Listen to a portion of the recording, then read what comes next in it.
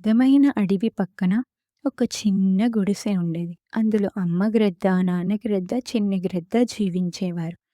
నాన్న గ్రద్ద రోజు ఎగిరి ఆహారం తెస్తే, అమ్మ గ్రద్ద ఇల్లు శుభ్రం చేసేది. చిన్ని గ్రద్ద రెక్కలు విప్పి ఎగరడం నేర్చుకునేది. ఒకరోజు భారీ వర్షం, మెరుపులు, ఉరుములు వచ్చి గుడిసె దెబ్బతింది. అప్పుడు చిన్ని గ్రద్ద చాలా భయపడిపోయింది. అప్పుడు అమ్మ గ్రద్ద, నాన్న గ్రద్ద ధైర్యం చెప్పాయి. మరుసటి రోజు వర్షమంతా తగ్గిన తర్వాత మూడూ కలిసి పుల్లలు, ఆకులు అన్నీ ఏరి మళ్ళీ గుడిసెని అందంగా మార్చాయి. మూడు ఆనందంగా జీవించాయి.